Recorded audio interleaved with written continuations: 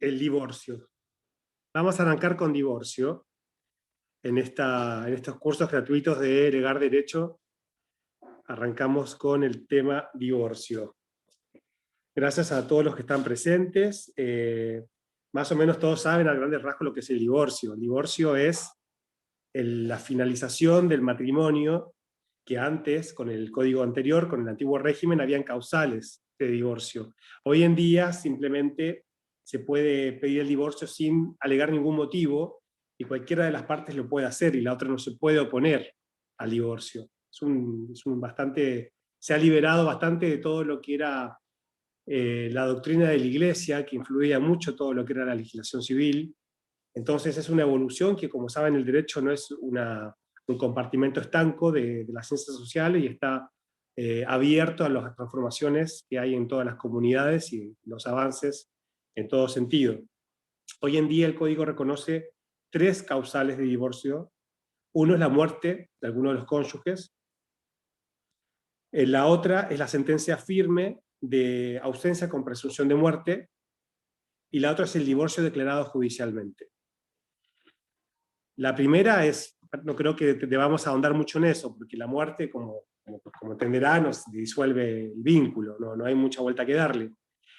Y la sentencia, bueno, cuando yo me quiero separar, voy al juez y le solicito el divorcio, y una vez que se declara el divorcio, ya queda disuelto el matrimonio. Y oponible a terceros, ¿a partir de qué momento se les ocurre a ustedes que ese divorcio va a poder ser oponible a terceros? Que alguien me diga que lo que le parece, si estamos para equivocarnos. El que se equivoca aprende. Es así. ¿A partir de cuándo es oponible el divorcio a terceros? Desde su inscripción. Perfecto, desde su inscripción en el registro. Muy bien. Ahí está, porque cuando en el acta de matrimonio, en la nota marginal, ahí se pone el divorcio. Sí, muy bien. ¿Quién habló? Quiero saber el nombre por ahí. No lo vi. Cintia Cerazo. Cintia. Bueno, gracias, Cintia. Proceso de divorcio.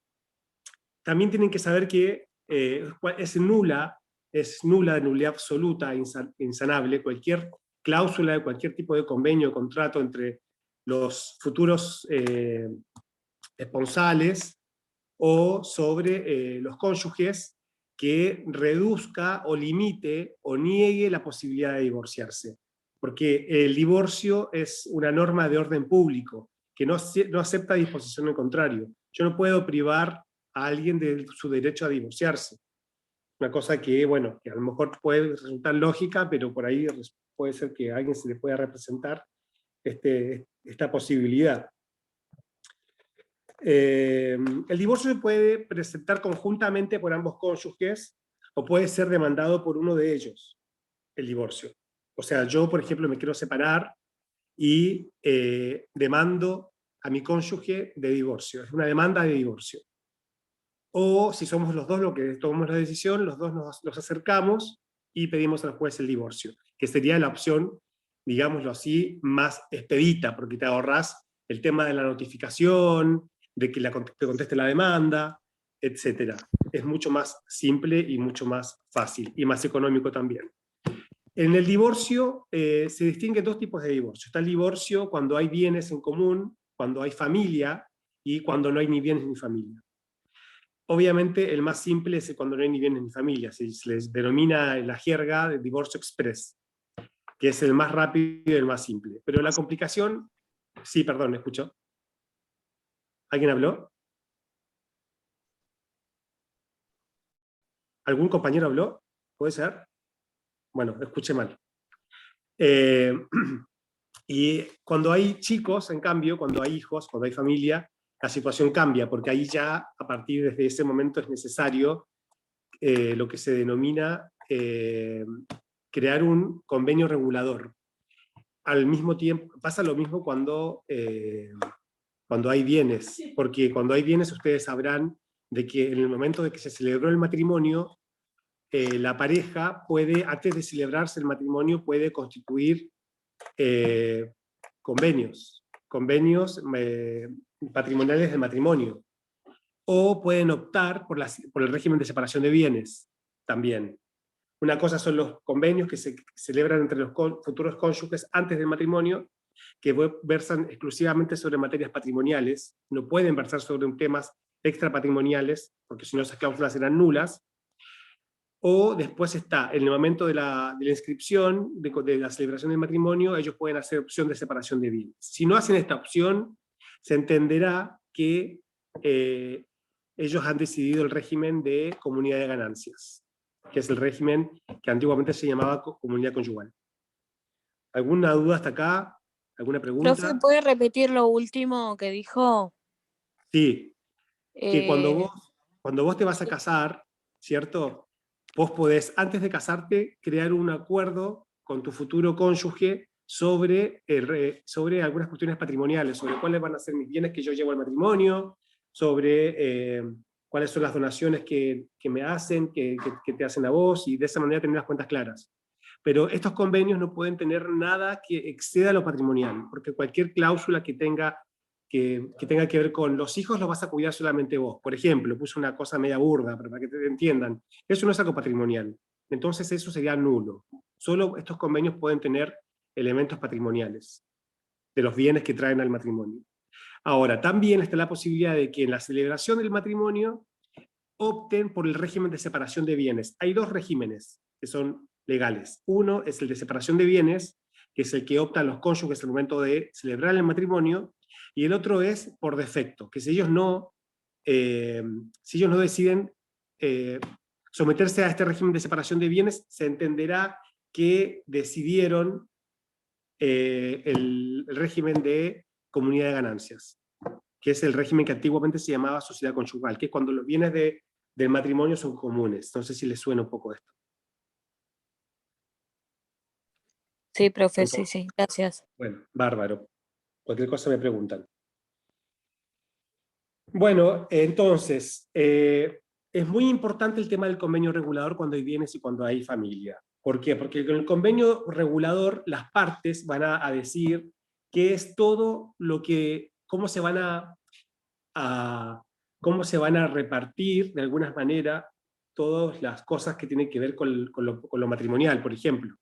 Vas a poner, los chicos van a ser cuidados, vamos a elegir el régimen indistinto, que es el donde no importa si lo cuido yo o vos, pero los dos nos vamos a hacer cargo de los chicos, independientemente de que yo viva separado de mi cónyuge. O sea, vamos a los dos juntos a tomar la responsabilidad parental sobre nuestros hijos. El otro es, por ejemplo, de que sea un régimen donde yo tenga ciertos días y vos los tengas otro. O por razones excepcionales, por razones de que realmente se tienen que fundar muy bien, solamente va a ser el cuidado unipersonal de los chicos, por ejemplo. Eso tiene que estar puesto en el convenio. También, la casa que compramos juntos, con la plata de tu trabajo y el mío, en esa casa, como los chicos viven conmigo, yo me voy a quedar en esa casa. Pero a vos te voy a dar una contraprestación por el tema de que yo me quedo en la casa. Por ejemplo, puse un ejemplo. O el negocio que tenemos se va a dividir, se va a crear una sociedad, y esa sociedad 50 y 50% o la vamos a vender, y el valor de la venta se va a dividir en dos partes iguales. O como yo puse más plata que vos, o yo puse el 100% de la plata y vos pusiste el trabajo, se va a dividir de esta manera. Por ejemplo, entonces todas las cuestiones relativas a lo patrimonial y lo extrapatrimonial se debe resolver en ese convenio. Ese convenio, si yo voy a demandar el divorcio a mi cónyuge, yo lo tengo que establecer. Cuando él le sea notificado, él va a establecer el suyo y tenemos que llegar a un acuerdo. Y en base a ese acuerdo se va a dictar el divorcio, porque el juez va a homologar nuestro acuerdo. Ahora, en el caso de que no haya acuerdo entre nosotros sobre si esto es tuyo, esto es mío, quién cuida a los chicos, etcétera, qué colegio van, que no estamos de acuerdo a qué colegio van o en qué barrio, etcétera, y bueno, ¿qué pasa ahí? El juez resuelve. Ahí pasa que el juez resuelve. Y el juez puede de oficio incluso traer al convenio ciertas cosas que los cónyuges hayan omitido, cuando son cosas relevantes, por supuesto. Y también puede nulificar alguna cláusula cuando él ve que va directamente en contra del ordenamiento jurídico y del orden público. Porque acuérdense que el juez de familia tiene facultades más amplias que el juez civil. Otra cosa importante que tienen que saber. Puede darse la situación que, por ejemplo, yo te pongo un ejemplo. Yo me quedaba en casa para limpiar la casa, para hacer la comida, y me quedaba cuidándome a los chicos, los llevaba al jardín, a la escuela, los traía de vuelta, y vos ibas a laburar. Y en el momento que vos ibas a laburar, vos pudiste ejercer tu profesión. En cambio, yo como me dediqué a la casa, no pude ejercer mi profesión. Entonces, durante todos los años que duró el matrimonio, vos creciste profesionalmente y ahora sos una persona que tiene un cierto grado profesional o estatus profesional en base a la experiencia, en base a el crecimiento dentro de una empresa, etc. En cambio, yo me quedé con las tareas del hogar. Al momento de la ruptura matrimonial, al momento del divorcio, obviamente esto, ¿qué crea? ¿Qué crea? Que una persona, por ejemplo, que estuvo casada 10, 15, 20 años, 30 años, se encuentra en una situación de su vida en la que tenga que reiniciar otra vez toda su proyecto de vida. Mientras la otra, de alguna manera, está mejor posicionada frente a la vida, porque ya tiene toda una mochila y una experiencia acumulada. La otra persona vulgarmente está en bolas. Entonces, la ley, el código, estableció una figura que se llama compensación económica. Está regulada en el artículo 441 por si alguien lo quiere chequear. Esto es muy importante porque acá la comunidad se establece de manera conjunta. Vos podés salir a laburar y traer la plata a la casa, pero el hecho de que yo me quede en la casa también es un laburo y también merece ser retribuido. Entonces, al momento del divorcio, todo eso se debe tener en cuenta tanto en el convenio regulador o a su defecto por la sentencia judicial. ¿Se entiende hasta acá? Sí. Sí, profe. Sí, bueno. doctor. Bueno, no soy doctor, sí, soy estudiante igual que ustedes, solo que soy ayudante de cátedra nada más. Gracias, igual me queda poquito, este año queremos meterle. Bueno, entonces, como les venía diciendo, en esa instancia entonces, la compensación económica, ¿en qué consiste? En que el cónyuge que pudo crecer profesionalmente, que tiene ingresos altos, que es el que mantenía la casa económicamente, va a tener que compensar económicamente por motivo del divorcio al otro cónyuge que no pudo crecer profesionalmente porque dio todo su tiempo para el cuidado del hogar, para el cuidado de la familia. ¿Se entiende? Entonces eso merece una compensación porque si no, ese divorcio, esa ruptura crearía una especie de perjuicio sobre una de las partes en este caso. Entonces, no, como el matrimonio, el sentido y el fin mismo de la unión matrimonial implica un proyecto de vida en común, no puede haber disolución de ese proyecto de vida en común sin un sentido de equidad. Porque yo te construí con esto y vos con esto otro, pero ambos nos enriquecimos de alguna manera. Porque si yo no hubiese podido estar en casa, vos no hubieses podido hacer todo el laburo que hiciste. ¿Se entiende? Es una cosa bastante lógica. Pero bueno, mucha gente no lo entiende. No lo entiende y no lo comparte. Más cuando generalmente hay un divorcio es porque se están peleando. Entonces cuesta mucho hacer ver a las partes esta situación. Yo les voy a leer el artículo porque no tiene desperdicio. 441, compensación económica. El cónyuge a quien el divorcio produce un desequilibrio manifiesto que significa un empeoramiento en su situación y que tiene por causa adecuada el vínculo matrimonial y su ruptura, tiene derecho a una compensación. Esta puede consistir en una prestación única, en una renta por un tiempo determinado o excepcionalmente por plazo indeterminado. Puede pagarse con dinero, con el usufructo de determinados bienes o de cualquier otro modo que acuerden las partes o decida el juez. Bueno, los elementos que va a tener en cuenta el juez para establecer la compensación económica son varios. La lista que establece el código en el 442 no es taxativa, para que tengan, pero es más o menos los grandes rasgos que el juez va a tener en cuenta para saber si procede, y en el caso de proceder, la cuantía de la compensación. Dice, el estado patrimonial de cada uno de los cónyuges al inicio y al finalizar la vida matrimonial, que es lo que yo le decía. O sea, si cuando arrancamos vos tenías tanto y yo tanto, y cuando termina vos tenés todo esto y yo no tengo nada, y es un elemento a tener en cuenta. La declaración que cada cónyuge brindó a la familia, la crianza y educación de los hijos durante la convivencia, y la que debe prestar con posterioridad el divorcio, claro, porque lo que yo le decía, yo me quedé en la casa, y encima que nos divorciamos yo me tengo que seguir quedando en casa. ¿Se entiende? Entonces tampoco tengo posibilidad de ejercer una profesión o tener un laburo. Entonces, con mayor razón. Después, la edad y el estado de salud de los cónyuges y de los hijos, porque eso implica cargas mayores o mayores dificultades a la hora de conseguir un laburo, o porque yo tengo que estar cuidando a un hijo con restricción a la capacidad o con alguna capacidad distinta. La capacitación laboral y la posibilidad de acceder a un empleo del cónyuge que solicite la compensación económica. La colaboración prestada a las actividades mercantiles e industriales, claro, por ejemplo, vos tenés un negocito y yo, sí, laburaba también, entre los dos laburamos, atendíamos la fiambrería, ponele. Y esa fiambrería era atendida por los dos, es tuya, nos divorciamos, es tuya, pero yo di toda mi vida en esa fiambrería. Es otro elemento a tener en cuenta. La atribución de la vivienda familiar y si recae sobre un bien ganancial o un bien propio o un inmueble arrendado. Claro, si por ejemplo el inmueble es alquilado, está a tu nombre el contrato de alquiler, yo tengo derecho a quedarme ahí en esa casa hasta que se finalice ese contrato. Y la garantía que fue puesta, que en realidad la palabra técnica es la fianza, nosotros como estudiantes de derechos tenemos que hablar con propiedad, el fiador de ese contrato no puede, como se dice, por motivo del divorcio, finalizar la fianza, y tampoco el obligado, o sea, el inquilino puede cambiar al fiador, se tiene que mantener las mismas condiciones en las que fue firmado. Alguien preguntó algo en el chat, ahora me fijo porque no lo alcancé a leer. ¿No pueden hablar mejor, chicos, así? No, porque si no llegamos no llego a leer digo, a darles toda la parte, todo el contenido. ¿Qué dicen? ¿Me pueden hablar la persona que habló por ahí por el chat? No sé si, a ver, chat, acá está. Sofía, me están poniendo el presente, sí, perdón.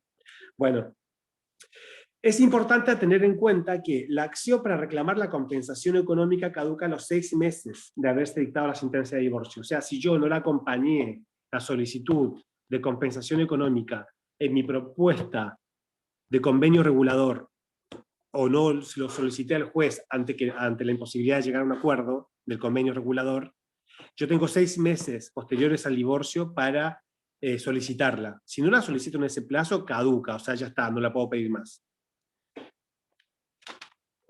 Una cosa que tienen que tener en cuenta también, por ejemplo, a mí, que yo soy el que está a cargo de los chicos y soy el que siempre estuvo a cargo de la casa, se me atribuye la vivienda familiar. Pero esa atribución de la vivienda puede finalizar, puede darse por terminada por distintos motivos. En el 445 habla del cese de atribución de la vivienda familiar. Dice porque el juez puso un plazo y ese plazo finaliza. O sea, él me dijo, bueno, vos te puedes quedar en la casa 2 años. Y ya llegó ese plazo, yo podría presentar la prórroga y expresar los motivos, y obviamente el juez podría eventualmente otorgarme esa prórroga. Pero en principio se va a finalizar la atribución de la vivienda en el plazo que fija el juez. O que cambie las circunstancias. Ese es el inciso B. O sea, a mí se me atribuyó la vivienda porque, por ejemplo, yo estaba al cuidado de los chicos. Los chicos cumplieron 18 años, cada uno hace su vida, ya está. Ya no hay motivo para que yo siga teniendo la vivienda.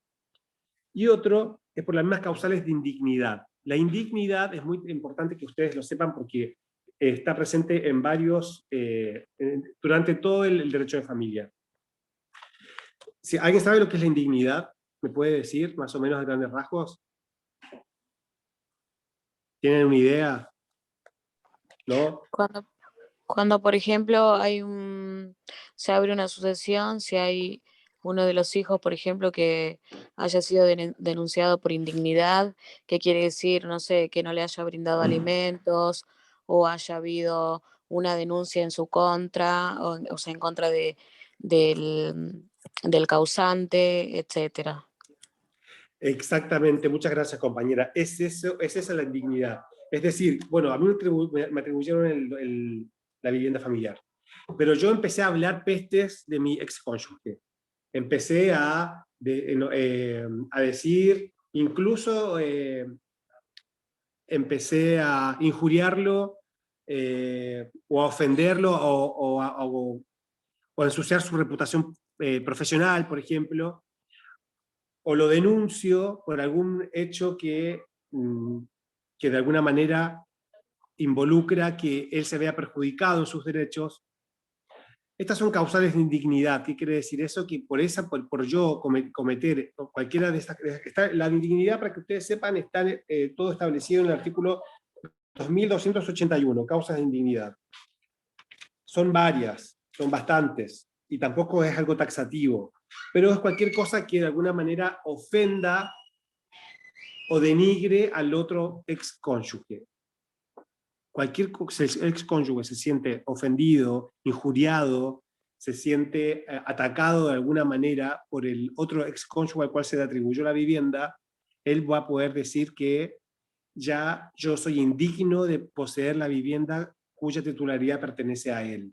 Y como bien decía la compañera, estas causales se tienen en cuenta en la parte de sucesiones, porque, por ejemplo, mi hijo, no me va a suceder a mí si mi hijo habló pestes mías, o me denunció, me injurió, etc. ¿Se entiende? Profesor, tengo una consulta. Sí. Cuando hablamos de denuncias, Sí. ¿qué pasa con lo que es denuncia por violencia de género? Ahí no se estaría injuriando, pero lo estamos tomando como algo indigno.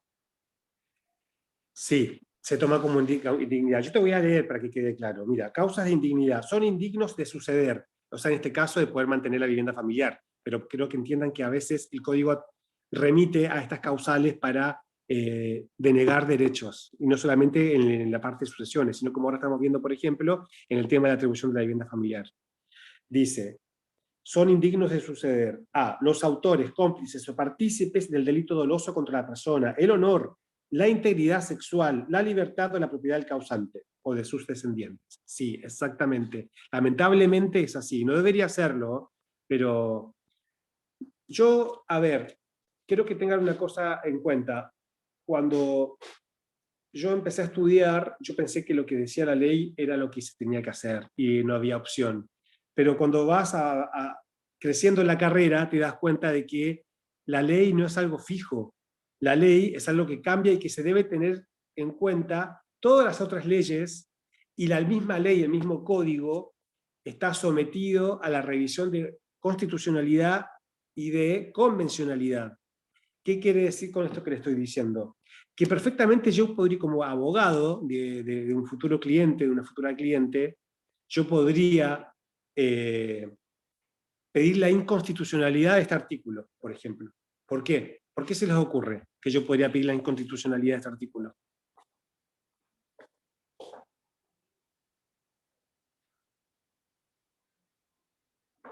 ¿Se les ocurre? Bueno, yo les voy a dar una idea. A mí se me ocurre que yo podría decir, sí, es verdad, yo incurrí en una de las causales de indignidad previstas en el artículo 2281, por el cual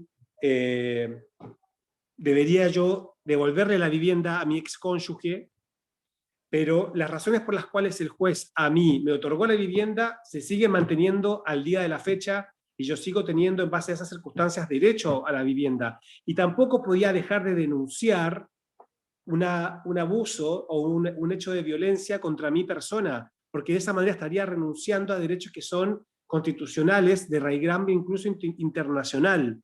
Y en base a ese derecho y a ese principio, yo pido a su señoría que por favor declare inconstitucional las causales para este caso concreto. Y tampoco me van a quitar la casa. ¿Se ve? Para eso está el abogado tiene que pensar. El abogado no está para repetir las leyes de memoria, porque las leyes no dan todas las soluciones. Uno tiene que saber primero cuál es el caso, cuál es el cliente, qué quiere el cliente, y en base a eso planear la estrategia procesal. Entonces, la ley no lo dice todo. La ley dice cosas que uno tiene que tener en cuenta, pero hay herramientas distintas en otras leyes, o incluso en principios que están consagrados en la Constitución Nacional y los tratados internacionales de derechos humanos. ¿Alguna consulta? ¿Seguimos? Sí, profe. Bueno. Quedé acá. Sí. Bueno, ahí está en cuanto a lo que tiene que ver con el cese del derecho a atribución de la vivienda familiar. Ahora vamos a entrar en la parte más difícil, así que atenti. Este es el régimen patrimonial del matrimonio, que es lo que yo le había dicho. Cuando se celebra el matrimonio, yo puedo optar por el régimen de separación de bienes. Y ahí no hay mucha complicación, porque si yo opto por este régimen, lo tuyo es tuyo, lo mío es mío, y no hay drama. Después, cuando nos divorciamos, todo sigue igual. El tema es cuando no se opta por este régimen, o cuando se opta por el régimen de comunidad de ganancias, porque como yo les explicaba, si yo nada digo, se entenderá que estoy optando por el régimen de comunidad de ganancias, que es en donde las cosas pasan a ser compartidas. Entonces, acá sí que es importante poder distinguir en el momento del divorcio qué cosas, porque cuando yo voy a dividir la comunidad de ganancias, vamos a tener que decir, bueno, no es simplemente como decir, bueno, la comunidad todo es común, entonces esto es tuyo, esto es mío, no. Va a tener que ver con lo que yo aporté y con lo que vos aportaste, para que esa división sea equitativa. Y acá empieza el bardo, porque hay cosas que la ley misma dice que son propias y otras cosas que son gananciales, o sea, que son de la comunidad, y que van a tener que dividirse. ¿Se entiende? Y en este sentido, tienen que tener en cuenta, acá está el régimen de comunidad, el 464, y habla de qué bienes son propios. Por ejemplo, esto tiene su lógica, para que lo entiendan, antes de que yo les lea los artículos que son bastante embole. Si yo me caso, ¿cierto? Y yo antes de casarme tenía un auto y una casa. ¿Ustedes qué piensan? ¿Que eso ahora que yo me caso por el régimen de comunidad de ganancias va a ser de los dos? ¿Va a ser de la comunidad? ¿O va a seguir siendo mío? Va a seguir siendo mío, porque eso fue una cosa que yo logré antes de yo casarme, en donde la cooperación o de alguna manera esta idea del matrimonio como comunidad por un fin común, esta idea de unir fuerzas, no existía. Entonces no tengo por qué yo dividir algo que yo logré por mi propio esfuerzo. ¿Se entiende? En cambio, distinto va a ser de que si durante el matrimonio yo compré un auto, que sí, está a mi nombre, es mío, pero si yo lo compré durante el matrimonio, la ley entiende que obviamente para que yo pueda hacer ese esfuerzo de esa compra, hubo también otra parte que estuvo cooperando conmigo de alguna manera para que yo llegue a ese objetivo. Entonces se entenderá que eso es algo ganancial, que es de los dos. Por eso se presume que todos los bienes adquiridos después de la celebración del matrimonio tienen carácter ganancial. Ahora, también hay excepciones. ¿Por qué? Porque, por ejemplo, si se muere mi tía y me deja una casa de herencia durante la vigencia de la comunidad de ganancias, o sea, durante la vigencia del matrimonio, eso no va a ser ganancial. ¿Por qué? Porque es una cosa que obviamente no fue lograda por el esfuerzo conjunto de los cónyuges. ¿Se entiende? Es una cosa que yo, estando casado o separado, iba a recibir igual. Entonces, las herencias y las donaciones no tienen carácter ganancial. A no ser que sean hechas al matrimonio, en su conjunto. Por ejemplo, mi tía me deja un legado o me dona su casa y al matrimonio, a la familia. Ahí sí, obviamente. También está la excepción de las donaciones en el caso de, o las herencias o los legados particularmente, en el caso de que haya una condición. Una condición, por ejemplo, que mi tía me diga, sí, te dejo mi empresa, pero solo si vos la vas a administrar, o solo si vos te vas a hacer cargo de la gerencia, por ejemplo. En ese caso, no, ya no va a ser propia mía, porque va a involucrar una contraprestación para que eso sea mío. Y si esa contraprestación yo la voy a tener que realizar durante la vigencia de la comunidad, ya el esfuerzo es compartido. ¿Se entiende? Chicos, por favor, me paran alguna pregunta que tengan, alguna consulta, chicos, chicas. Esta parte es bastante difícil de entender. ¿Está todo bien? Sí, sí. Bueno, Sí. bárbaro. Bárbaro. A ver, yo voy al banco y pongo un plazo fijo, ¿cierto? De una plata. Antes de casarme, ¿cierto? Y yo, cuando se disuelve, antes de casarme, antes, cuando yo voy a buscar esa plata, o sea, perdón, cuando nos divorciamos, ¿esa plata es mía o es de la comunidad? No es tuya. Es tuya. Es mía. Ahora, Sí, porque se constituyó antes del matrimonio. sí, es mío, No es ¿qué cosa es ganancial. mío? ¿Pero qué cosas El plazo mío? fijo. Sí, pero más los intereses también, ojo ahí. No, el Porque los capital No, intereses se no, van los a... intereses no. Ah, ¿viste? Por eso, porque los intereses se van a ir devengando durante la época del matrimonio. Entonces eso es sí o sí ganancial. Porque para que yo pueda tener esa retribución, yo tengo que poder tener esa plata ahí adentro. Y eso se logra gracias a que yo estoy en matrimonio. O así lo presume la ley. Entonces sí, el capital sí es mío, pero las utilidades de ese capital no. Algo a tener en cuenta.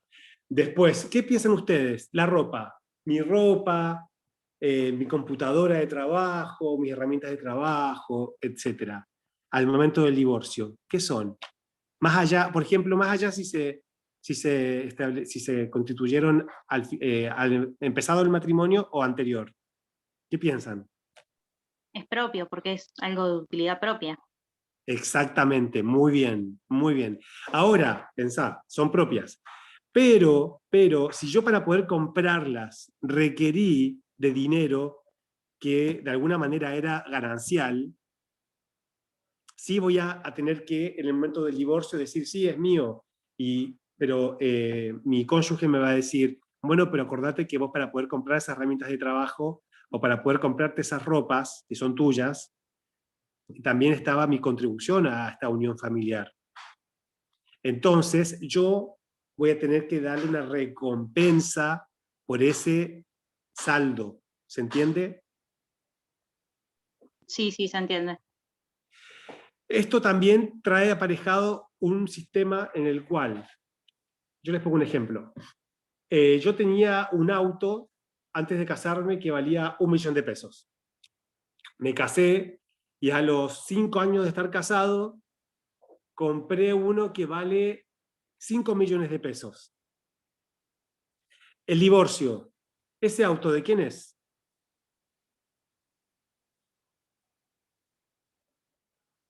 Es mío. Depende de la diferencia. Sí, el auto es. Es tuyo Sí, porque pero está mi sí, nombre. claro. Pero Pero ¿cómo lo repartimos? el millón o el equivalente a lo que se vendió el otro auto, porque obviamente va a cambiar la cotización, el equivalente va a ser propio y la otra parte va a ser ganancial, lo que resta a los Perfecto. 5 millones. Perfecto, así exactamente. Ahora, cuando pase a esto de que la mayor cantidad de la plata de ese bien es ganancial, se va a tener como que el bien es ganancial y la recompensa la va a tener que dar la comunidad, o sea, la comunidad de ganancias a el titular, en este caso, y no a la inversa. Por eso es una cosa de sentido común, porque es mucho más fácil que la comunidad, en este caso, reintegre el saldito que yo tener que dar todo eso a la comunidad. ¿Se entiende? Entonces ahí se invierte quién da la recompensa. La recompensa siempre la va a dar quien tenga que dar menos, ya sea la comunidad al cónyuge o el cónyuge a la comunidad. ¿Se entendió este principio? Sí, perfecto. Genial. Bueno, yo les voy a contar que en el 464 ahí da toda una lista, extensa lista, de cuáles son los bienes propios, y luego en el 465 los bienes gananciales. Esta lista no es taxativa, entonces se puede dar situaciones de bienes o derechos que no están acá anunciados, y ustedes van a tener que usar esta lógica que hemos estado desarrollando para poder determinar en el caso concreto si es algo ganancial o propio. Y bueno, se tendrá que decidir en juicio en caso de controversia. Pero acá da varios ejemplos. Por ejemplo, la propiedad intelectual, artística o industrial. ¿Qué se les ocurre a ustedes con respecto a la propiedad intelectual, artística o industrial? Que siempre también trae problemas. Porque hay gente que piensa que es algo propio por un tema de que son derechos personalísimos. ¿Se acuerdan de esa parte? Que el derecho a toda la creación intelectual o artística es una cosa mía, que es un derecho personalísimo. Y yo no puedo, por más de que haya estado vigente el régimen de comunidad de ganancias, es algo que, por así decir, por orden público es mío. Sin embargo, no es así.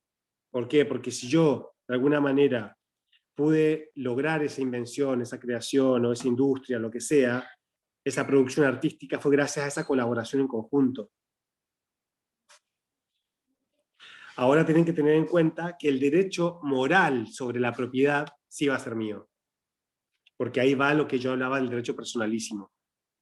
Hay un derecho que no puede ser partido, que es el derecho moral sobre la cosa. ¿Se entendió esto? Sí, profe. Sí, sí, sí, perfecto.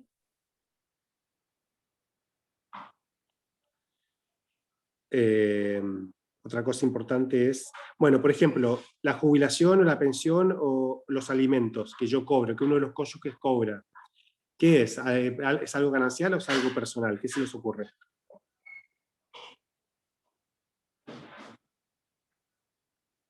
Yo cobro una pensión por invalidez, por ejemplo.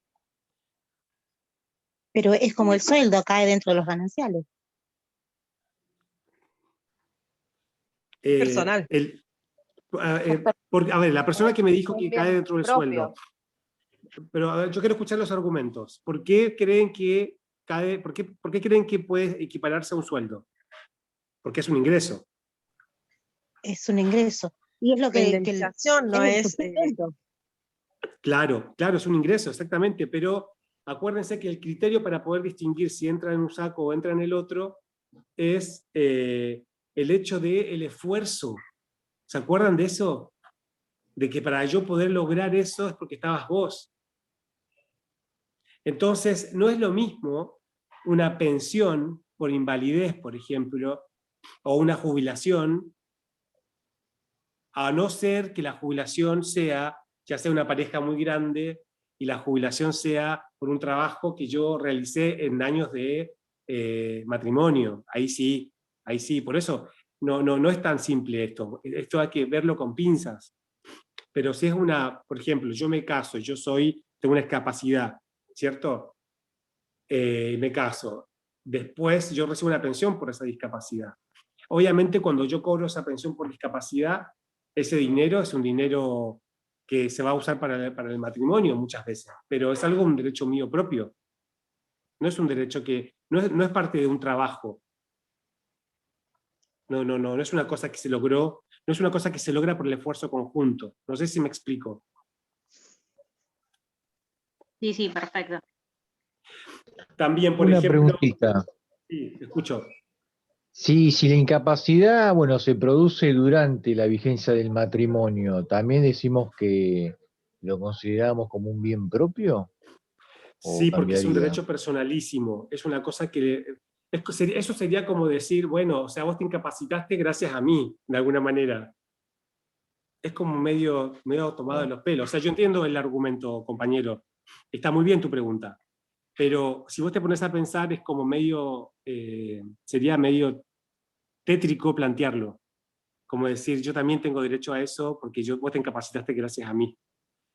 No sé si me entiendo. Sí, Por eso el perdón, mismo código... profe, Sí, perdón que haya hablado sí, arriba de usted, pero con respecto a lo que dijo el compañero, si la mujer demanda y dice, bueno, si vos te incapacitaste, pero la que te cuidó, te cambió, no sé, un ejemplo, el pañal porque estabas, no sé, postrado en la cama, te llevó a rehabilitación, te dio de comer, podría también ir por esa vía. que sí, podría ir por qué vía. Yo lo plantearía por otra vía que recién vimos hace un ratito. Porque yo pedí parte de a ver, chicos, creo que entiendan. Yo Compensación pedí, económica. ahí va. Porque el hecho de que yo pida parte de una pensión por invalidez, que la invalidez es tuya y no es mía, es medio, no digo que sea, vos podés plantear lo que vos quieras al juez. De última se Pero puede embargar por alimentos. obvio que sí, claro, pero La pensión se son puede... vías Sí. de llegar a lo mismo. Pero para mí hay vías que son más razonables. Por ejemplo, que hablaba recién la compañera de los alimentos, o el tema de la compensación económica, pero yo decir, para que tu No, porque pensión la por invalidez incapacidad, también es mía. claro, Es no, la como medio, incapacidad es de la persona, o sea, no y podría claro, sacarle, y sí, o la y para mí jubilación sí, también le corresponde a la persona. exactamente, el código lo establece como tal. Pero Sí, por esto que yo les digo, porque es una cosa que sufre la persona. También, claro. por ejemplo, yo tuve un accidente de tránsito y ese accidente de tránsito me indemnizan. Esa indemnización es algo personal, porque yo tuve el accidente. Claro. ¿Se entiende? Sí, sí, sí. Ahora, una indemnización por un despido laboral es diferente, Por eso les digo que hay que analizar Sí. con pinzas todo esto.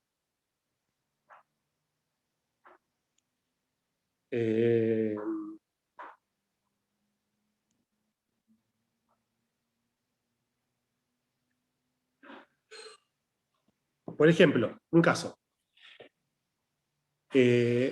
Yo tenía derecho a una parte indivisa de un bien inmueble, pero no tenía todavía el uso y goce, porque la casa estaba, por ejemplo, ocupada. O sea, sí, yo era uno de los propietarios, pero la casa yo no podía hacer posesión del bien porque estaba ocupada por terceros, ¿cierto? Contraigo matrimonio.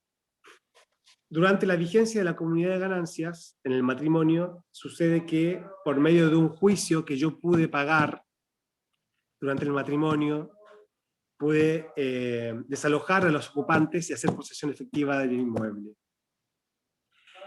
La propiedad plena sobre ese bien inmueble, o sea, la capacidad de yo poder usufructuar de ese bien y poder disponer de ese bien libremente.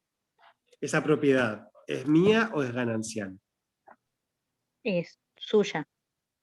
Exacto, me gustó, exacto, es mía. Pero yo en el momento del divorcio voy a deber una compensación a mi otro cónyuge. ¿Por qué? Se pagó. ¿Del juicio que se pagó? ¿Compensación o recompensa? Ahí va, y sí, porque yo logré tener esa posesión de ese bien gracias a toda una inversión que yo hice y un esfuerzo que yo hice en conjunto durante el matrimonio. Entonces, ahí claro, ahí va. O, por ejemplo, los alquileres de una propiedad que es mía y que yo la tengo desde antes de casarme. Pero los alquileres los cobro y los cobraba hace años. Yo me caso. Y a partir de que me caso, sigo cobrando los alquileres. Esos alquileres a partir del momento del matrimonio, ¿son míos o son gananciales? Son gananciales. Exactamente. Son Exactamente. Perfecto. Estamos clarísimos, ¿eh? Estamos clarísimos. Esta es la parte más difícil. Porque siempre suele tener muchos problemas. A ver. Por ejemplo, otra cosa.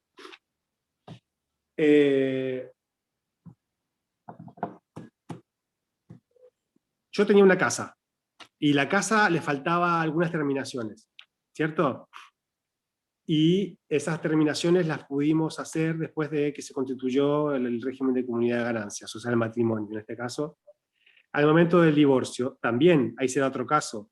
O sea, esas cosas, esos accesorios, no es que mi cónyuge va a poder decir, bueno, pero eso yo te lo voy a sacar ahora y eso me lo llevo yo. No, todo lo que accede al bien principal se queda con el bien principal. Acuérdense de reales. Yo no puedo dividir eso del bien principal, son accesorios y son míos ahora, pero no quita que yo te deba a vos una compensación por lo mismo. Hay que devolver. Claro, ahí, eso. En el caso de que tenemos un campo, ¿cierto? Una consulta, ¿es compensación o recompensa? Recompensa, pero es una forma de compensar, o sea, la palabra técnica es recompensa. Yo debo recompensa. Perfecto, no, me crucé ahí, por eso no entendía. Sí, perdón, ahí yo me equivoqué. La palabra técnica es recompensa. Pero recompensa es una forma de compensar algo también, pero bueno, es una cosa que yo usé para explicar. Perdón. No, está bien, muchas gracias. Por favor. Después, hay un campo. El campo es de mi cónyuge. Y el campo tenía 10 caballos de carrera, ¿cierto? Que son carísimos, una fortuna. 10 caballos de carrera. Y se mueren de los 10 caballos, ¿cierto? Que es de mi cónyuge. Que lo tenía de antes ella, con 10 caballos. Ella se casa conmigo y el campo tenía 10 caballos. Durante la vigencia de la comunidad de ganancias, se mueren dos caballos. Pero nacen tres. Y nos divorciamos. Ese campo va a seguir siendo de mi cónyuge, porque es de mi cónyuge el campo. Pero en cuanto a las crías hay un régimen especial. Dice el código que todas las crías que reemplacen al plantel original no modifica la titularidad de los bienes. O sea, va a seguir siendo las 10 crías de mi cónyuge. Pero yo les conté el caso de que se murieron 2 y vinieron 3. Ese nuevo extra sí es ganancial. ¿Se entendió? Sí. Sí. Sí, Bueno, sí. bueno, bárbaro. A ver, otro casito acá que le pueda dar problema. Siendo de la misma especie, algo así era. Claro, obvio, Sí. habla de caballo de carrera, sí, porque sí. Claro, porque si yo si, a ver, 3 vacas y se murieron 2 caballos, no reemplaza. No, obvio. O por ejemplo, si los caballos eran de carrera y después hay un caballo que se cruzó con otro caballo que no es de carrera, Sí. y no es lo Sí, sí, mismo.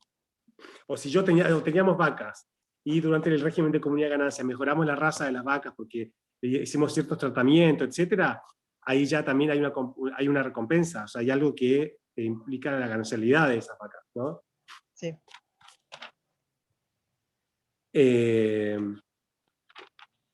Cuando ustedes tengan que hacer una liquidación de una comunidad de ganancias, van a tener que poner toda una listita de los bienes que son propios, de los bienes que son gananciales. Y luego van a tener que establecer las recompensas. ¿Por qué? Porque los bienes gananciales se van a dividir en 2 mitades. Es decir, los bienes gananciales son de los 2. Entonces, cuando se disuelve la comunidad de ganancias, van a quedar mitad y mitad. Pero si una mayor parte de ese bien ganancial la tiene uno de los cónyuges, va a ser de él la titularidad y va a deber una recompensa. Y a la inversa, que es lo que yo acabo de explicar. ¿Se entendió? Sí. Bueno, ¿qué pasa con las deudas? ¿Qué se les ocurre a ustedes? Porque ahí estamos hablando de los bienes, ahora tenemos que hablar de las deudas. Para mí se aplica como el mismo principio. Se comparten igual. Es el mismo principio, exactamente. Sí, O totalmente. sea, si tengo una antes de casarme, una deuda X, bueno, es mía. Y si la deuda la tengo después de casarme con mi cónyuge, bueno. Pero a ver, yo te pongo un ejemplo. Si la deuda es, por ejemplo, porque yo iba por la autopista a buscar a mi vieja, que llegó no sé, a Ezeiza, te pongo un ejemplo, y iba a los pedos. Y la deuda es, porque siempre andaba a los pedos, capaz, y tengo un montón de multas ahí en... ¿Esa deuda es ganancial o es propia? ¿El auto está a tu nombre? Sí, el auto está a mi nombre. Ahí sería tuya. Claro, es mía. ¿Pero por qué es mía? ¿Porque está a mi nombre el auto o porque en el fondo soy yo el que iba manejando exceso de velocidad y eso es algo no Lo que pasa imputable es a que mi igual cónyuge? aunque vos manejes, está bien, vos sabés que manejás, pero... O sea, la deuda igual pasa a estar ahí. Pero Para si mí le- la deuda es tuya porque el auto, vos sos titular del auto. Si En el caso tuvieron de que él sea titular, sí. si estuvieras manejando tu señora, la deuda va a seguir siendo tuya porque la titularidad está a tu auto. Sí, obviamente, eso sin ninguna duda. Las deudas son del titular que las contrae. Y en el caso del auto, obviamente, es del titular. Doctor. Sí, escucho. Puede ser que la deuda es del titular y no de la cónyuge porque no ha sido denunciada a ella, porque podría haber una denuncia a todos, digamos, y al no A ver. haberse procesado de esa manera, solamente digamos, contra el titular pasa a ser solamente la deuda de él. Claro, lo que yo estoy explicando acá, que Pero una infracción si de... Perdón, chicos, que hay mucho ruido. Una infracción de tránsito es una cosa mía, personal, que yo no se la puedo imputar a mi cónyuge. La multa Ahora, es de que se comparten. obviamente, la multa se va a presumir que es del titular del auto, pero yo sí puedo probar que no es mía porque no soy yo el que faltó a la ley. Eso se invierte. Es medio agarrado a los pelos, pero pongamos el caso de que no es una multa, son 50 multas acumuladas y un montón de guita. Y la que usaba mi auto era mi cónyuge, ¿entendés? Entonces, en ese caso, no tengo por qué yo hacerme cargo de esa deuda. O, por ejemplo, mi cónyuge atropelló a un señor. La indemnización y todo lo demás. Eso no tengo que hacerme cargo yo, porque es una falta de la persona. Eso La no contribuí. responsabilidad La del conductor, responsabilidad. Sí, escucho, perdón. digo, la responsabilidad es de quien maneja en ese caso. Porque el Exactamente. dominio puede estar a nombre tuyo, pero quien conduce es otra persona. O sea, ahí Claro, tendrías que hacer el descargo, digamos. claro, exactamente, porque yo no puedo, o un juicio de mala praxis profesional. Está bien, todo lo que yo gano por mi trabajo es ganancial, como habíamos dicho, ¿cierto? Pero yo incurro en una causal de mala praxis y fui condenado por mala praxis. Y tengo que pagar, y ahí creo una deuda, ¿cierto? ¿Esta deuda es ganancial también? No. Yo no le puedo imputar a mi cónyuge una falta propia, porque todo lo que tiene que ver con las faltas, digamos, por así decir, ¿cómo lo tengo que decir? La palabra correcta sería, cualquier ilícito civil, o con mayor razón penal, son imputables a la persona que los comete, chicos. A no ser que haya una posición de garantía, en el caso de si un chico, amigo de mis hijos, se accidenta dentro de mi casa, y la casa, eso es diferente, ahí sí sería ganancial. Por eso esto hay que pensar mucho en todo el ordenamiento jurídico. No sé, alguien recién escribió algo, no sé si yo no alcancé a leer.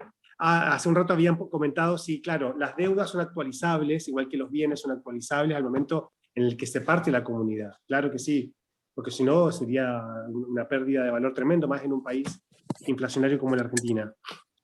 Eso fue una pregunta que yo alcancé a leer hace un rato. Pero esto, por eso yo les digo, no es tan fácil, tienen que analizarlo muy bien. Las deudas no siempre son de quien parece ser, porque por más de que yo sea titular del bien que trae aparejada la deuda, significa que yo siempre sea el titular de la deuda. Ojo con eso. También tienen que tener en cuenta las deudas que hacen al mantenimiento del hogar, al cuidado de los hijos. Esas deudas siempre son gananciales. Perdón, ¿qué compañera? No te escuché. ¿Algo habló? ¿Alguien habló? Bueno, las deudas para mantener el hogar, para alimentar a los chicos, de educación, etcétera, de salud, etcétera, esas deudas siempre son deudas gananciales, independientemente de que yo sea el titular. ¿Se entiende? Volvemos al mismo principio. Porque todo lo que tenga que ver con la unión, con ese proyecto de vida en común, con la familia, la casa... Claro, eso sí o sí es algo. Por eso yo les ponía el caso de si mi cónyuge manejaba mi auto, atropella a un chico, eso es una carga de ella, o de él, porque matrimonio igualitario no tiene que ser mujer tampoco. Pero en ese caso sería una carga de mi cónyuge. Pero si ese chico se accidenta dentro de mi casa, cambia la cosa. ¿Se entiende? Por eso, ¿se entiende esto de las deudas? Sí. Sí, sí. A ver, deudas. Ahora el momento del divorcio. Ya tenemos claro cómo es el tema de la titularidad de las deudas y quién debe hacerse cargo. Pero al momento del divorcio, ¿qué es lo que sucede? Cada cónyuge tiene que hacerse cargo de la deuda del cual sea titular, ¿cierto? Por ejemplo, yo soy titular de la deuda del colegio de los chicos, que se debe un año entero. Esa deuda la tengo que pagar yo, porque frente a ese tercero yo soy el titular. Independientemente de que ese acreedor va a poder demandarnos a los dos porque por el régimen de comunidad de ganancias es una obligación de ambos. Pero en principio, como yo soy el titular de la deuda, la tendría que pagar yo. Pero eso no quita de que en el momento del divorcio y la partición de la comunidad de ganancias yo debo una recompensa a la comunidad por esa deuda de que se está saldando con fondos. Eso no quita que la comunidad me deba a mí una recompensa por esa deuda que estoy pagando yo, pero que le corresponde a la comunidad. ¿Se entendió? Entonces, el mismo principio que establecimos para partir la comunidad de bienes se va a utilizar para partir las deudas de los cónyuges. las deudas se pagan por quién es el titular, en principio. Y cuando esa deuda se está pagando con dinero ganancial, cuando en realidad le correspondía pagarlo a uno de los titulares, o cuando le correspondía pagar exclusivamente titulares y se está pagando con dinero ganancial, vamos a tener que recompensar a la parte que sea necesaria, ya sea a la comunidad o ya sea a el cónyuge titular. Y por eso les conviene, primero yo les puse los bienes que son propios, los bienes que son gananciales. Después de eso vienen las deudas que son propias, las deudas que son gananciales, y después se hacen las recompensas. Y ahí les da el saldo. ¿Se entendió? Sí. Sí, profe.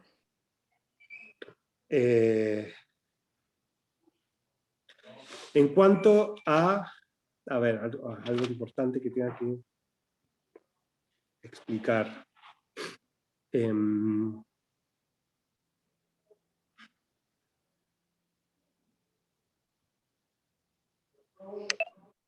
Si no se puede probar que el bien es tuyo o es mío, ¿qué se les ocurre que es?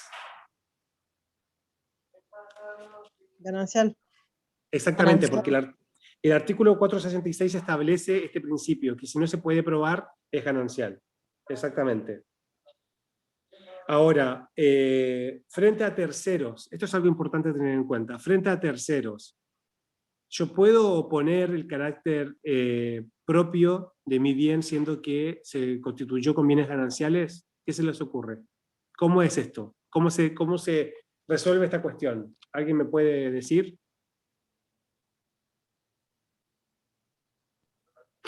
Bueno, ¿Puede por repetir? ejemplo, sí, compramos un auto, yo lo compro a mi nombre, pero lo compramos con plata ganancial, ¿cierto? Ese auto es mío. Frente a terceros, por ejemplo, yo contraigo después una deuda con un banco, ¿no? El banco me va a ir a ejecutar ese auto, pero ese auto no es mío, porque está bien, yo soy titular, pero ese auto fue comprado con plata ganancial. Entonces, ¿cómo se resuelve eso? Esto se resuelve de la siguiente manera. En el momento de que se compra ese bien, sea mueble o inmueble, se hace una nota marginal en el registro en donde se deja constancia del carácter ganancial de ese bien en cuestión. Y por eso, gracias a esa salvedad, después mi acreedor va a poder embargar esa parte que es mía. Y en caso de que sea, por ejemplo, un bien que hace el sostenimiento del hogar, mi cónyuge va a poder plantear va a poder oponer el carácter familiar de ese bien y no se va a poder embargar. Y si no se hace la anotación al margen. Quilombo. Es quilombo porque vos no podés, ponete en el caso del tercero, que contrató con vos y que te dio esa plata porque chequeó que vos tenías ese bien. ¿Entendés? Sería una forma de defraudación. Porque el tercero no está obligado en saber si vos te casaste por régimen de comunidad ganancial o de separación de bienes. Esa es tu obligación. Claro. Y de hecho hay casos de fraude. ¿Y los fraudes cómo se les ocurre que se resuelve? Si la parte de que actuó de mala fe no le corresponde nada, la de buena fe sí. Eso también está establecido en el código. Entonces ojo con eso, porque se hacen muchos fraudes con todo eso. Sí. Eso significa también cuando se compra la casa, en la escritura hay que hacer esa salvedad, cosa de que quien te viene a ejecutar, uno se opone para que no lo ejecute ese bien. Exactamente, pero no va en la escritura eso, compañera. Eso va en la inscripción de la propiedad inmueble, en el registro de propiedad inmueble. Ahí va, porque el registro es En la el que... inscripción registral. Ahí va, porque la inscripción registral es la que da publicidad al acto y es la que hace oponible a terceros. Entonces ahí debe constar, en nota marginal. Exactamente. Sí, porque si vos no lo... Ahora, ¿qué pasa si mi cónyuge se opone? ¿Qué se les ocurre? Si no quiere darle el asentimiento para la disposición de algún bien familiar o no quiere darle el asentimiento del carácter propio ganancial de Puede algún decidir bien. el juez. Exactamente, muy bien. Perfecto. Perfecto. Vamos a seguir. ¿Alguna duda?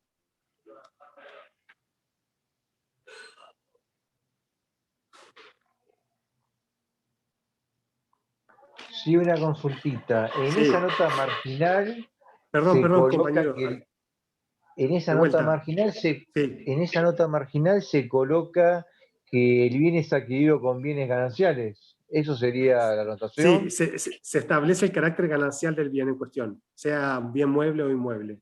Exactamente. Buenísimo. Y en caso de que Gracias. sean proporciones distintas, porque si omitimos la proporcionalidad, se entenderá que es por partes iguales, pero si no, si es un 70 y un 30, se debe poner en esa nota marginal también. Perfecto, gracias. Por favor.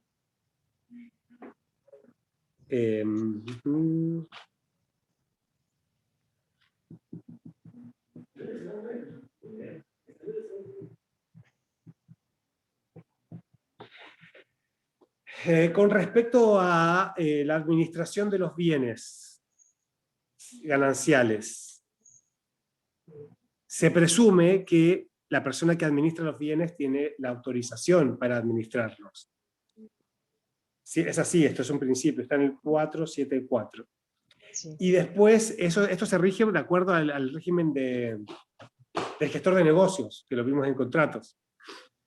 Pero si en el caso de que el administrador de los bienes actuara sin asentimiento del cónyuge perjudicado en este caso, el cónyuge perjudicado puede oponerse, incluso solicitar la nulidad de esos actos. Pero hay un plazo para realizarlo, que es de 6 meses. Si yo como cónyuge no asentía que mi cónyuge obrara o dispusiese de esos bienes, y yo no pedí la nulidad, no, en 6 meses, ya después no lo voy a poder hacer. Pero incluso eso yo voy a poder restituir bienes que son necesarios para el hogar, bienes muebles, inmuebles, o incluso la misma propiedad inmueble en este caso. También si son bienes que sostienen el hogar, como bienes industriales, comerciales, fondos de comercio, etc. Todo esto es una cosa que va a darse en cada caso concreto. Pero sepan ustedes que todo lo que hace al sostenimiento del hogar tiene que ver con un carácter ganancial ya en sí mismo, y siempre va a requerir que un acto de disposición de estos bienes cuente con el asentimiento del otro.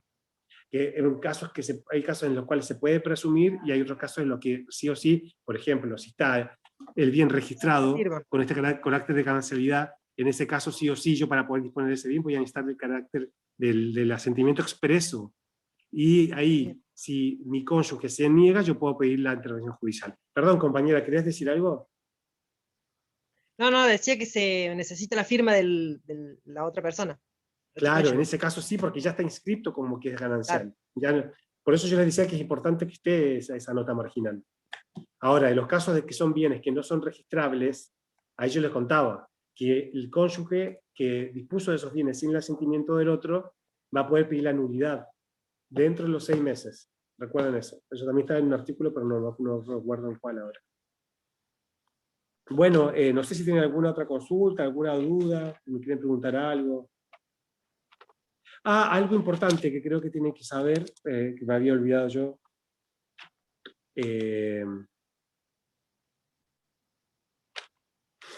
Los alimentos, eso es importante, el tema de los alimentos. Acá lo tengo por acá. A ver, comerciales. Que ya lo habían visto, pero esto tiene que ver con los alimentos de... ¿Ustedes creen que, disuelto el matrimonio, los ex cónyuges se deben alimentos? ¿Qué creen ustedes? Depende. Sí, depende, digo. Por ¿De enfermedad, qué depende? y a ver, si estás reclamando porque el otro no puede mantenerse solo, no puede trabajar, ya sea por alguna enfermedad, sí. Claro. Ahora, es muy buena eso que está diciendo la compañera. Por ejemplo, mi cónyuge tiene alguna enfermedad que le imposibilita acceder a un trabajo, nos divorciamos. Pide compensación económica, es otorgada. Además, ¿también merece alimentos o una excluye la otra? No. Muy bien, clarísima la tenía. Sí, no excluye. No excluye. Ahora, hay casos en que sí También hay que ver el excluye. tema de la edad, muchas veces. Hay que ver varios temas, el tema de la edad, exactamente. Si es que Pero la enfermedad es permanente o puede ser por un determinado tiempo, o quizás una enfermedad grave que no va a poder salir a trabajar. Exactamente, es así, tal cual. Ahora, hay que tener en cuenta, por ejemplo, yo debo pagar alimentos a mi excónyuge. ¿Esos alimentos los tengo que pagar de por vida? Y si está establecido que es de por vida, sí, si no, no, es un determinado tiempo hasta que pueda mantenerse solo, trabajar o se cure. En principio nunca se O establece hasta por que vida, cambie esa situación, porque Claro. ahí va, llegar a cambiar. exactamente. Sí, o porque incurrir en unas causales de indignidad también yo se lo puedo quitar. Ahora tienen que tener en cuenta esto. Nunca un juez te va a decir te doy alimentos de por vida, sino que los va a dar por un plazo. O por un plazo indeterminado en casos excepcionales, por ejemplo, que la persona padezca de un impedimento comprobable y grave, suficiente gravedad como que para que yo no pueda sustentarme a mí mismo. Claro. Pero también póngase en el lugar de la otra persona que se divorcia y que va a tener que seguir manteniendo a otra toda su vida. También es gravoso. Sí.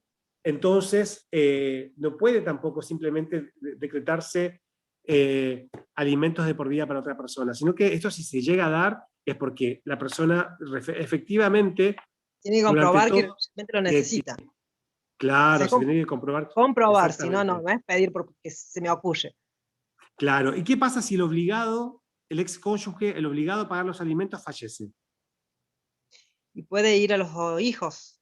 Exactamente, exactamente. Ahora hay doctrina y también jurisprudencia opuesta a esto, que dice que es demasiado abusivo hacer Sí. cargo a los herederos de deudas por un matrimonio que ellos nunca celebraron. Claro. Entonces, es como es como, ¿hasta qué punto realmente se puede exigir? Y esto es una cosa que va de caso a caso, no hay una solución. El derecho, ustedes saben que se agarra por un lado y para el otro. Pero también yo les podría decir, pero para un poco, o sea, vos como Sí. heredero sos la persona que continúa el causante, y el causante te heredó estos bienes, pero porque él también estuvo casado con esta persona, entonces las obligaciones también se heredan. Si vos heredás los bienes, también tenés que heredar las obligaciones, y los alimentos eran una obligación del causante. Ahora, hay una doctrina que dice que si eso afecta a la legítima, no se tiene que tener en cuenta. Pero yo les pongo una cosa acá, la legítima es de orden público, pero la legítima, no sé si es más importante los alimentos, que también son de orden público, porque es un derecho inalienable, con carácter convencional incluso.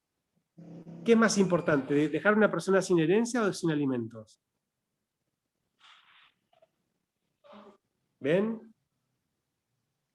Ahora, si la persona es una persona chanta, que estaba tipo cobrando la plata y perfectamente podía mantenerse, o si se ¿Y casa con cómo otra persona, sí, sí. ¿Y cómo sería en ese caso, por ejemplo, porque los hijos pueden no tomar la herencia, pueden decir que no aceptan la herencia? Ah, bueno, sí, si no la aceptan, Caso. lo siento, y se jode, porque, perdón que Claro, hable así, no, no, pero y sí, ¿qué se va a hacer pero cargo si no? porque vos decías que tiene que ver con que bueno, que las obligaciones también se heredan, sí, es verdad, pero bueno, siempre que no afecte la legítima de los herederos. ¿Cómo se Claro. haría ahí en ese Y caso? por eso es una cosa que yo estoy poniendo como hipótesis, ¿por qué? Porque acá hay dos posturas encontradas, chicos, no hay una solución. Y por eso para que ustedes piensen. De un lado se dice que no puede afectar la legítima, que es de orden público. Y desde el otro lado yo les digo, bueno, pero los alimentos también son de orden público. Yo no puedo dejar a una persona sin alimentos, ¿sí? Porque es el derecho a la subsistencia, el derecho a la vida. No es solamente de orden público por el Código Civil y Comercial, es un derecho internacional, derechos humanos. ¿Se dan cuenta? Que llegado el caso, si esa persona realmente está en un estado de necesidad en el cual no puede proveerse los alimentos y no hay otro pariente que se pueda hacer cargo de esos alimentos, yo como heredero tampoco voy a poder desentenderme, por más de que afecte mi legítima.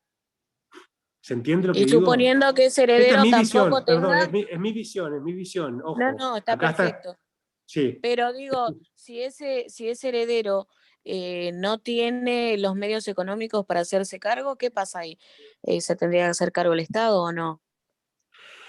Buena pregunta. Sí, yo creo que sí. Yo creo que sí, porque en ese caso el heredero que no hereda nada no puede heredar una obligación. El heredero que no hereda nada, porque si vos heredás plata es diferente, pero si vos no heredás un mango, a ver, no. Porque no. siempre nos imaginamos que le damos millones y Y la no, y realidad claro, a es veces no, otra. sí, obvio, La realidad es obvio. otra. Y por eso, y en ese caso, ¿qué pasa? ¿Qué se les ocurre? Y no, ahí sí que sería, está bien, todo lo que vos quieras, los alimentos, derecho a la vida, bla, bla, bla, pero si no tengo de dónde, no tengo de dónde, soy insolvente, punto. ¿Qué querés que haga?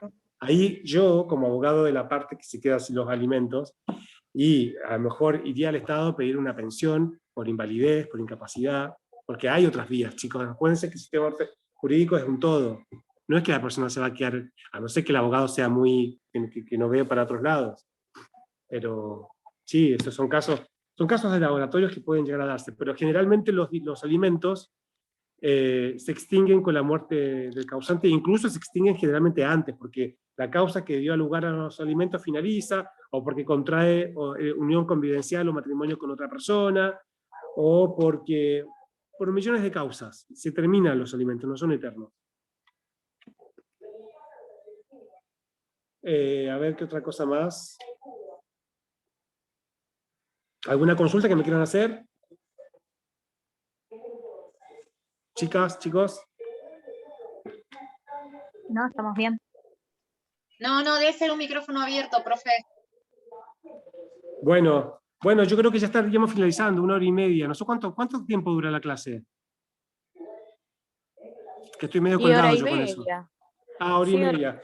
más o Bueno, no menos, sé si sí. ustedes tienen yo tengo un manual que les puedo hacer llegar por Lorena, que es de Derecho de Familias, que está muy bueno, que es de Melissa Herrera, que a mí me encanta la autora esta, no sé si la conocen. Y ella tiene una Sí. edición bastante moderna. Este manual es un manual que está actualizado al 2019.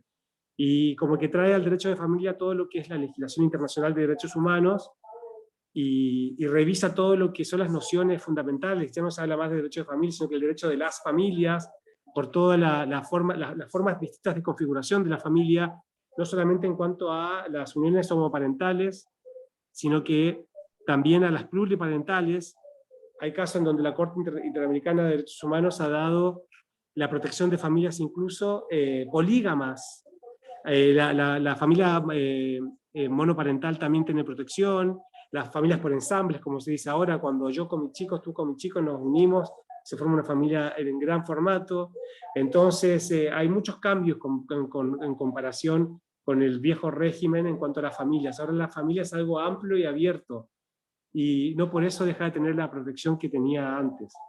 Así que este manual a mí, la verdad que me gustó mucho. Se lo voy a pasar a Lore, que lo tengo en PDF, para que ella lo comparta en el grupo.